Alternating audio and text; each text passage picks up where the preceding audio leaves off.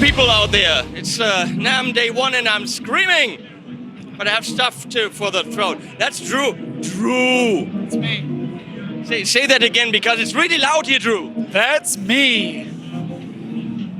We're gonna have some fun. We're at the EBMM booth that stands for Ernie Ball Music Man. I still don't quite know where the line is drawn between what is Ernie Ball and what is Music Man. Music Man's the guitars and basses. Ernie Ball is Ernie Ball, and Music Man is Ernie Ball Music Man. Thank you for this really sensible description. Now I really know. So this is interesting. You've already seen, I have to say this, you've already seen my video with Schnobeltone, where my buddy Roman is taking the Ernie Ball Jr. and putting a Polytune 3 in it and modifying it. Now Ernie Ball is offering you that right out of the box in different colors with a couple of things where Philip, who is behind the camera, and I were earlier like, wow, does it make sense? And we're like, yeah, it makes sense. So let me do the pitch for you, if that's okay. Sweet. So, I can't. Well, you have to come closer. Closer! First of all, if you want to be really decadent, gold is for you. I like all the colors, actually. So when you go to 0, which makes sense because no signal goes through, it automatically goes into tuner mode, which is great. And that's a big as fuck display. Very beautiful. Obviously, we'd have to test it and see how it works with basses, extended range guitars and all that stuff. The lower you go, the harder it gets, but that's already a nice display. So Philip was asking me in his juvenile mind, well, but wouldn't you have the foot on there? Well, no, Philip, not when you're tuning. So then we looked at this. As soon as you step on it, there's a number. And I'm like, wait, that doesn't make sense because when you're changing the volume, you do have your foot on it. But waha, wait a second. If it's like this, like this, you would never be able to see on a normal volume pedal that it's not fully depressed.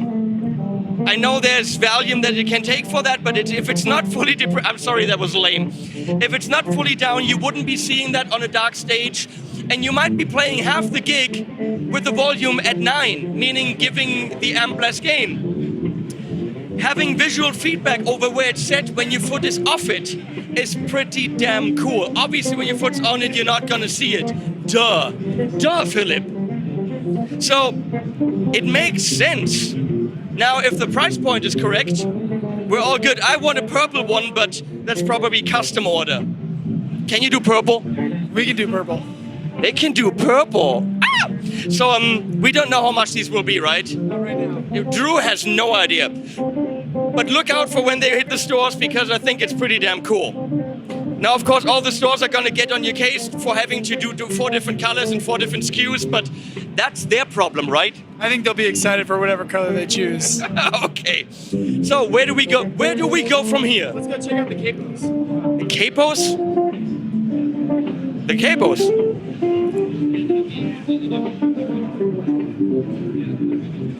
So what we're doing is we have the most amazing guitars here and all that stuff, and you're going for the Capos. Did I get that correctly? Yes. You must be very excited about your Capos. We are very excited, and here's why. We've been working on these for quite a while, and as simple as they seem, they're actually incredibly useful. So a lot of people use a lot of capos on a lot of different guitars. A lot of people use one capo on one guitar. This capo can work on any guitar. You have a radius for both flat and curved for any fingerboard. It can work with 6 or 7 string guitars, electric or acoustic, all the way from the nut all the way up past the 12th fret, without any buzz-free or total buzz-free action, all with single-hand use, and it's very comfortable, very easy.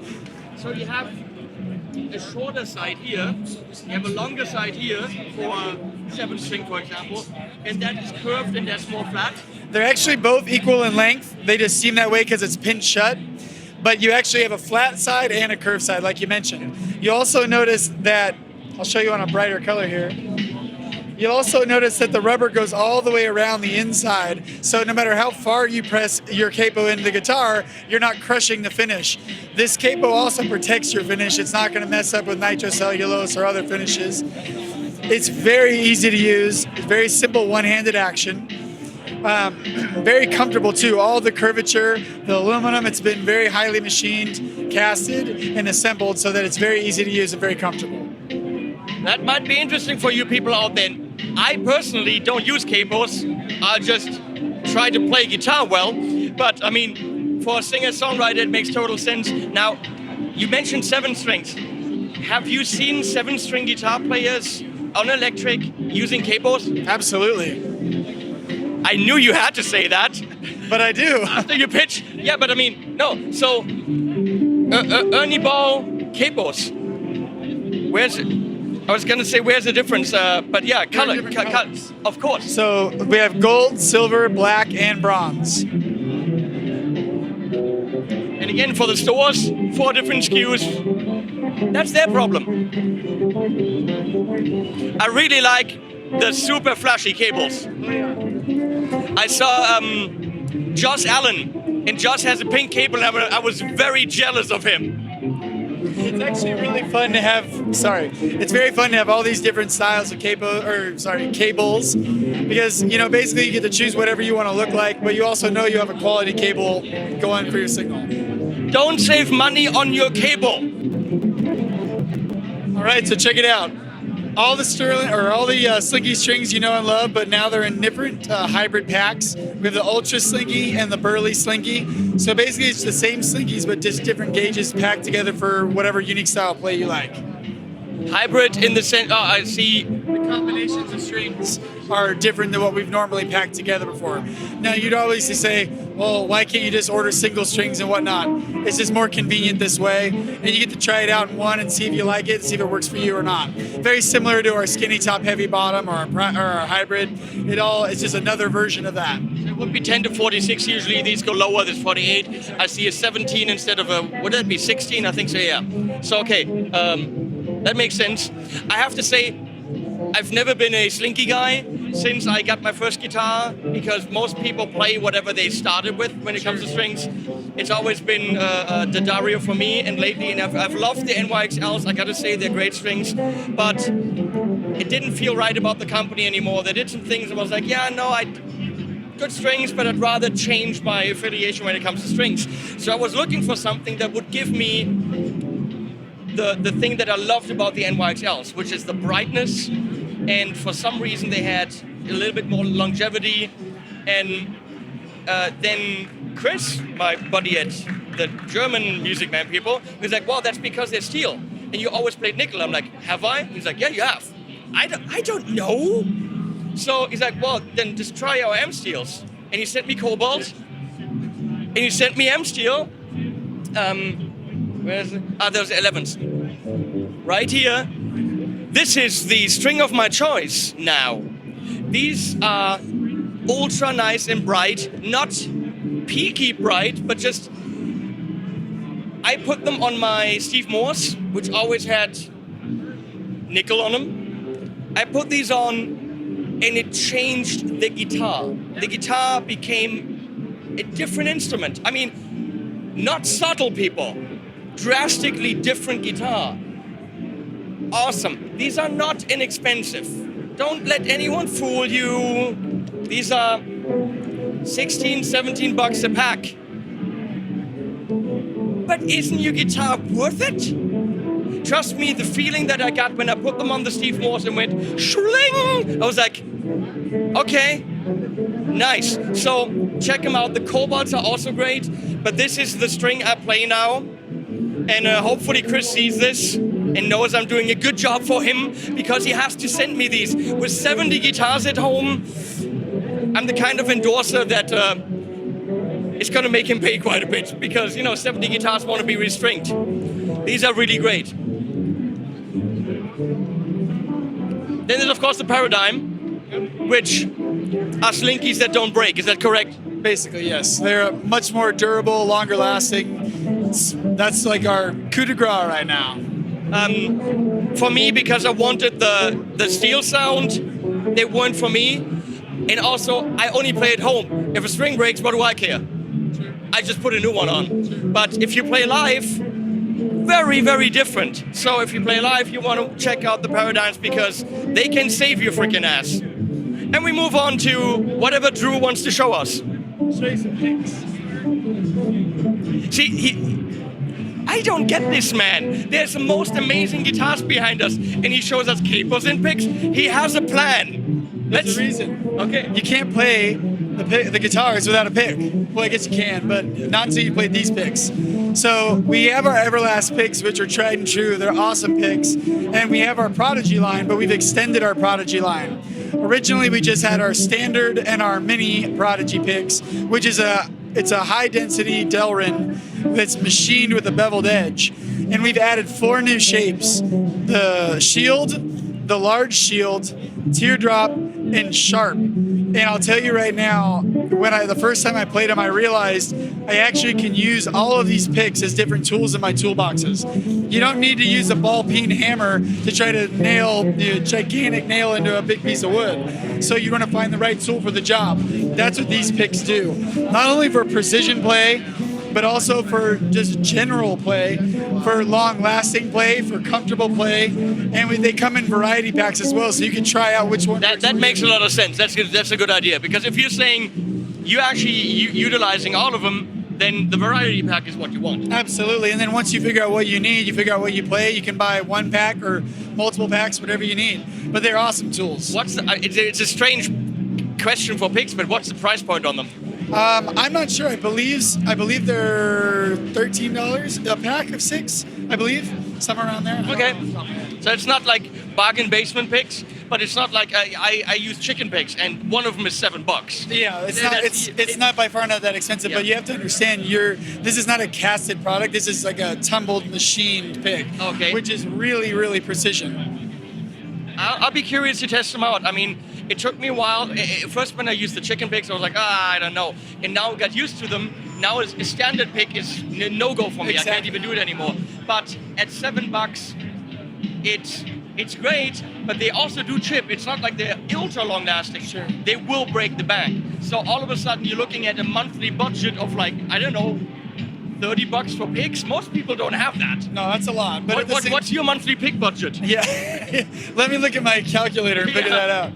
No, but in all honesty, we were really excited about the Prodigy line when it launched. It became incredibly popular. It was kind of a no-brainer to add these new shapes, but I had no idea, neither did the rest of us, when we finally started prototyping them and playing them, how unique and useful they were for individuals and songs even. I'd have to talk to Chris to get me a variety pack. Thank you, Chris. All right, shall we go see some instruments? Oh, now you're going to go. Now he's doing guitars. Thank you, Drew. Let's start with the best of your favorite. Here we go. These are sexy.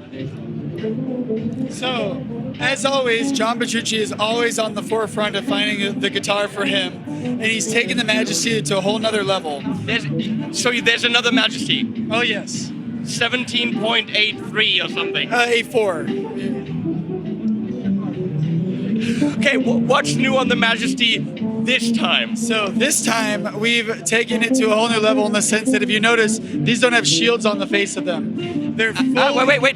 There's a slight hint of it. Well, that's the carve. That's the actual wood carve. But it's cool because if you know there was a shield, you can still kind of see it. I like it. Of course. And you can see all the shape and the contouring's the same, but now we have a maple top over the entire instrument.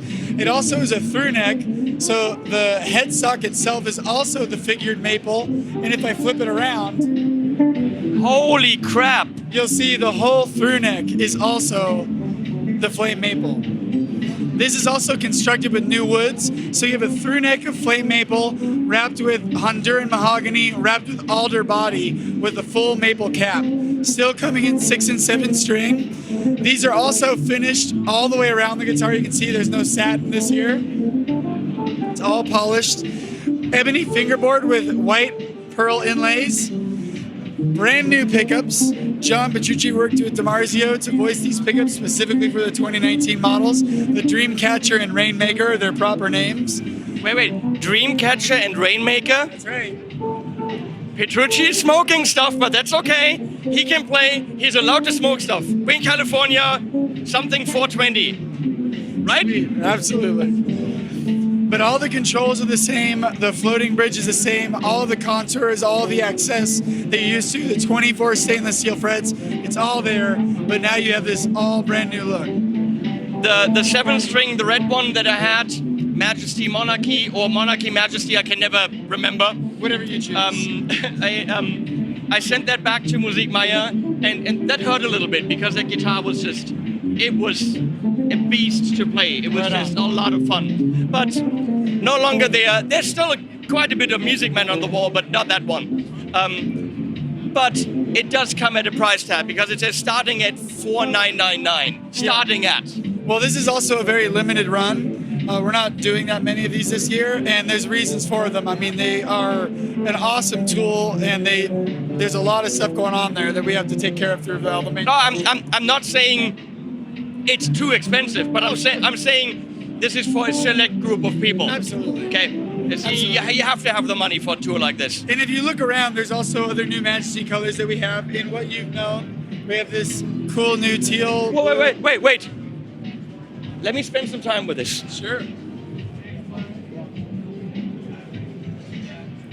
Ah! Can you guys see this? Like a satin or whatever you call that. And then... wow, that's sexy. Well, cool. I'm glad you like it. There's also other versions. We also have a completely stealth version and a new color shift version. The one thing I would point out on this, it's not satin. What is that? Brushed? Satin or matte. Okay. I want to see that there too, because that's stunning. And these are also slightly satiny, plastic but satiny. Sure. So. But that's not mirrored there. It's no, not quite. Like, I would love to see the tuner heads, the same thing, because that would be sexy as fuck. I can say that because this is my channel. That's nice. Cool, I'm glad you like it. I was gonna say something, but I forgot. This just completely made me, what? Okay, what else? I've reviewed the StingRay short scale bass. Have you heard that one yet? No, I have not. Wait, let me grab my thing here. Excuse me. How are you doing, Philip? Your arms are killing you, right? Yep. He's like, it's a heavy ass camera, but you know what? For you people, we'll do it. We'll be here yelling, holding heavy cameras. Not so much me, but him. That's tiny, she said. Probably not with you. I hear that all the time. So this is our short scale StingRay, and what we did is we took our StingRay Special that we introduced last year, and we implemented it into a 30-inch scale length, but there's way more. It's passive. So you have volume control, you have a tone control, you have parallel, single coil, and series coil options, and a passive bass boost. The whole point of this guitar is to have fun with a 30-inch scale length, but keep the low end. And that's exactly what we've done here. But the body looks quite a bit smaller as well. It is smaller. It's scaled down completely. And, you know, it's got a 30-inch scale length, but you have 22 stainless steel frets. It's incredibly light. Yep. Well, not incredible, but compared to a normal StingRay, which is known as a heavy bass. Well, have you picked up a StingRay Special from last year? No, I have not. Try this 5-string. Oh, yeah, that's different. Yeah. On the short scale, it looks like the dots are still full scale. Because see, here in relationship that works, but shouldn't... These have better tone. Ah. The tone is superior, keeping the dots larger. Tone dots. That's a whole new discussion. There's tone wood discussion, which we don't talk about, but let's start the tone dot discussion. They have higher highs, lower lows, and they're dead center mids. But wait a second. Actually, let's start that discussion. Technically, if tone wood is real, and I'm thinking you will agree that tone wood is real. Absolutely. Then technically what is in the fretboard takes away a certain amount of wood in certain spaces. So there is such a thing as tone dot. Yes. Because if you're replacing wood, then what you're replacing it with has to make a difference. Yes? So please, in the comments, start the tone dot debate. I think it's real. Hashtag tone dots are real. Excellent. Yeah. Do you want to check out our ukulele strings? You could. Do I look like someone who needs ukuleles? Do you? Well, some of them might. Let's check it out. Yeah. Let's go and look at ukulele. He's got an agenda. And by the way, people, since Ernie Ball is partially sponsoring this trip, I'm his bitch right now. Whatever he wants to show, you're looking at. You have many people on this booth. It's gonna get loud here in a second, so we'll make this brief. So check it out. These are our new ukulele strings, and what we've done is we've taken the ukulele strings that everybody knows and loves for their concert and sopranos. We have them in 2 different colors, 28, 32, 40, 28 gauge, but there's a ball end on these, which makes it easier to install, and the tuning stability is fantastic. Because you usually wrap around the back? That's correct. That's a bitch to do. Who wants to do that? You don't have to with ours. With the amazing Ernie Ball ukulele strings, the ball end will save you time. That's really all I can say. I have a ukulele. I think I have 4. Sweet. Oh, wait. Weren't you the one saying you didn't play ukulele 5 seconds ago? I lied. Now that we're talking about it, I'm a dirty, stinking liar. I have 4 Ortegas and have ukulele bass as well. All right. Damn. You caught me. Damn it. So, anything new to the St. Vincent? I'll show you some artist instruments. Artist instruments. All right, so this here is our newest artist series guitar, which is something new for us. What we've done is we've worked with some artists, in this particular case, Hunter Hayes, to develop a Music Man cutlass the way he would like it. So what we have here is a cutlass as you know and love, 3 single coils, custom wound for Hunter, with your normal pickup selection, but with some crazy controls. I'm about ready to blow your mind. You have a normal volume knob. This is a piezo volume knob, so you can blend in piezo with brass saddles. I was just going to say, because the saddles are not the standard cutlass saddles. They're not. Not only that, but they're also not our standard piezo saddles. These are brass, which is definitely new. Also, it's a hardtail. Then you have another volume knob, which is, if you turn down, will blend in the neck pickup to any of the combinations. He also smokes stuff, but he has use for all that. I'm sure he does. And don't forget, there's also this toggle switch here for a 20 decibel boost. Okay. But that's what he wanted, because probably everything you see here as a toggle. Because I know on the Valentine, Philip gave up on the camera. By the way, what it was on the Valentine, that's a push. That's correct. Yeah. So he wanted the switch. He wanted the toggle. Okay. It's got a little thinner neck carved than the normal cutlass. All the contours that you know and love.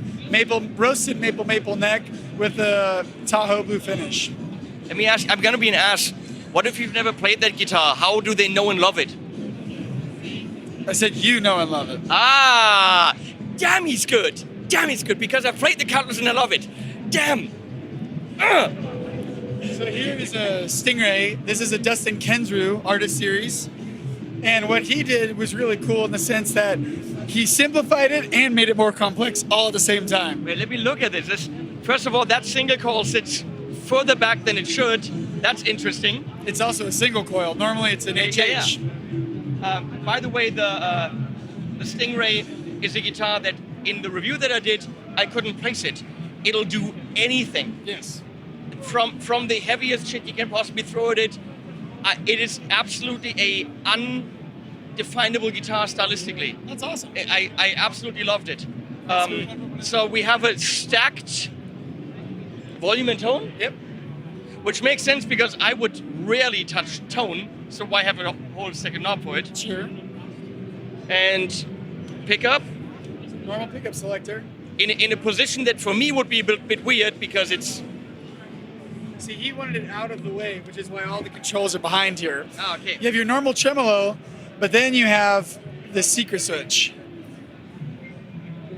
Ah, there's a little knobby, she said. That's the manual and automatic switch is what he calls it. And the reason why is manual means you actually get to use all these controls for your pickup selection. But when you go to automatic, it actually sends the humbucker out through the tip of the cable and the single coil out through the ring. So you can actually get to, with no controls in the way at all. So you have the tones of the pickup directly to your pedal board, which he actually chooses which pickup he's playing depending on what tone he's playing with his foot switch. Pretty cool, huh? When artists want things from Music Man, you don't ever say no, do you? We make tools for artists. Because that guitar is so uniquely tailored to, I don't even know who it's for anymore. Justin Kensrue. That guy. That it's almost not practical for anyone else, but for him, it makes 100% sense. And you don't say, no, we can't sell that. You do it. We actually say cool. I mean, honestly, I think that's a very cool way to get full control with your feet. To get, if you're already going to tap dance anyway, you might as well not have to worry about moving your hands around. But the switch he has on his pedal board, is that something special or just a... No, it just selects either the tip or the ring or both when he's choosing his tones. But do I get the switch with the guitar? Oh no, it's a multi-effects processor he uses. See, then the question is, how practical is that for the everyday player, or does he also have to get that same processor? Well, here's what's really cool. So let's say you really like that bridge pickup tone. When you do that, you go from wherever you're at here to direct that pickup tone out. So that can be considered like your lead tone. Yeah. You don't need a switch. I've known that from two guitars. Framus had one, and FGN. On one of the FGN Odysseys, sure, it does that. The switch is in a stupid position. This makes more sense, because in the heat of the moment, you want to be able to hit that. Yeah. On the FGN, it was in a place where you had to carefully get to it, but it makes total sense. Cool. So, yeah, that's a very unique instrument. Who is it for again? Justin Kensrue. What he said. I don't know people anymore. I'm old. That's pretty much all of the new stuff we've got. I would show you the Jason Richardson model, but he's on stage playing it right now. It's right here. It's right here. It's wood. It's got lines. It's a beautiful or that. So we can show the picture. So that's a Buckeye Burl top with a 24 stainless steel fret, cutlass neck, with 2 humbuckers and more access for the 24 frets. I do see a sandwich. Is that color been around? Yes, I believe so. I like it. Look at that. That's my guitar. I've got one of those, and I love it.